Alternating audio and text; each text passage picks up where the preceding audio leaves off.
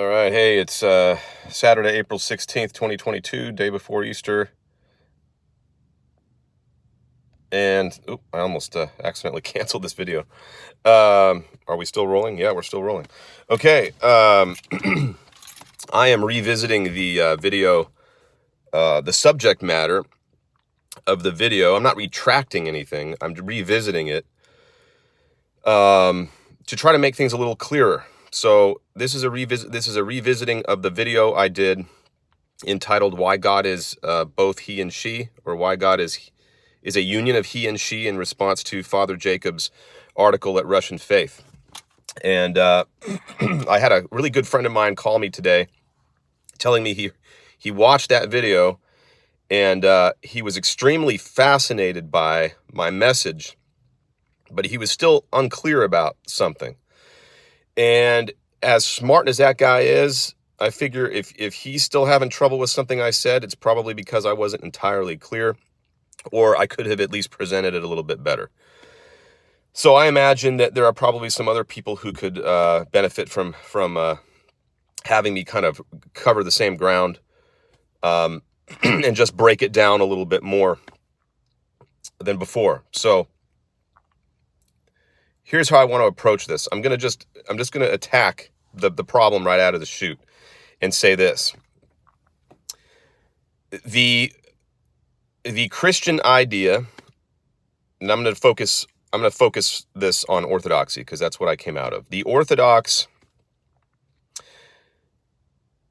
notion that, on the one hand, the three persons of the Holy Trinity are both co-eternal and co-equal, while on the other hand, having one of those three persons causing the other two, namely the Father, causing the Son and the Holy Spirit, is a gross contradiction. It doesn't matter if you nuance it by saying, well, it's mysterious because it's an eternal causation. So they weren't really, they always were. The Son and Spirit always were. Therefore they were always with the Father. It's a mysterious kind of eternal. It doesn't matter how you nuance it. The fact that you have one of them causing the others means that there is an implied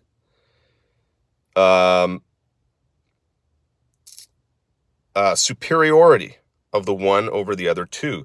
He who causes is superior to those who are caused. This is just, it's intuitive, it's natural, it is a given that is the case. By definition of the terms we're dealing with. So let me break this down further and say, you really have four options to go with here. Four options for explaining the Holy Trinity of persons relative to this whole matter of causation. And barring the contradiction here that we're dealing with, none of these other four options are going to be satisfactory to the Orthodox believer, because they would require him to give up his theology, which is just a contradiction. So he has no choice but to continue holding on to this contradiction, or he can do one of four other things.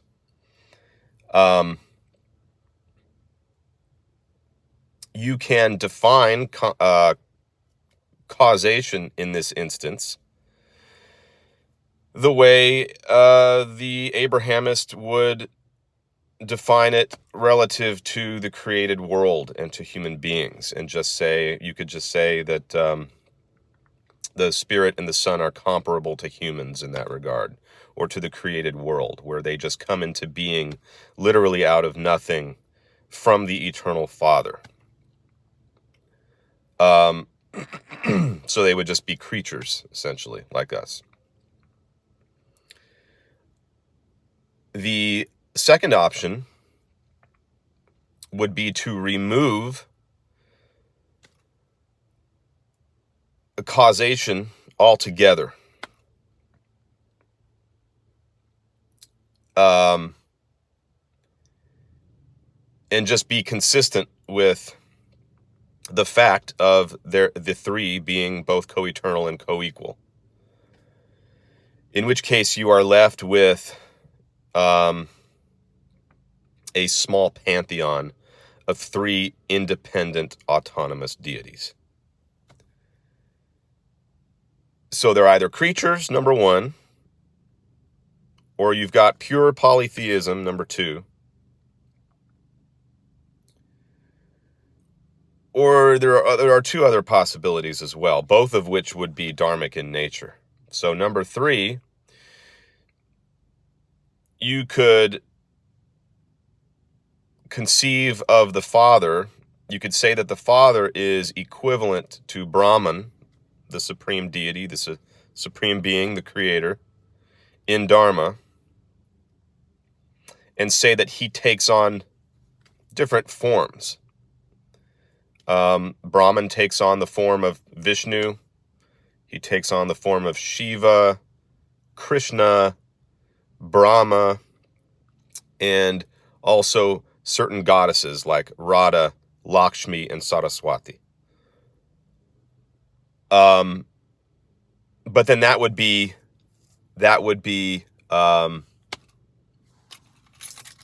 to commit the heresy of modalism or Sabellianism, which the church condemned a long time ago, like 1800 years ago, 1800 years ago.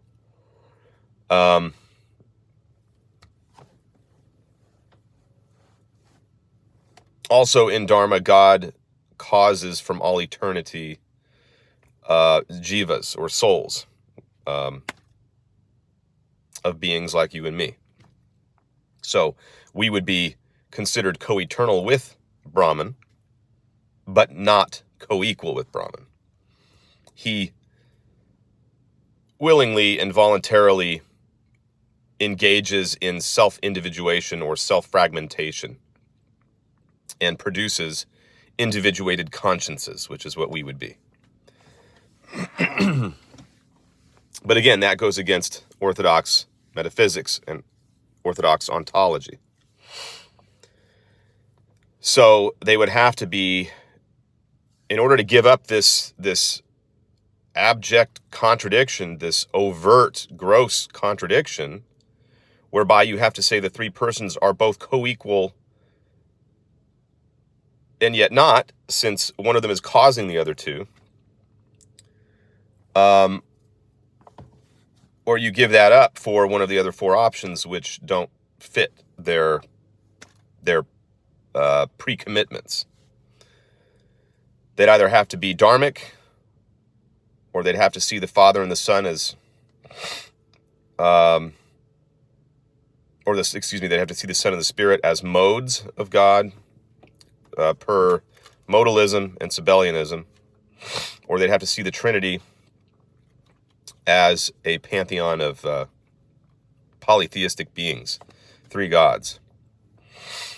Or they'd have to see them as creatures like you and me, that were created out of nothing, if we're going to accept this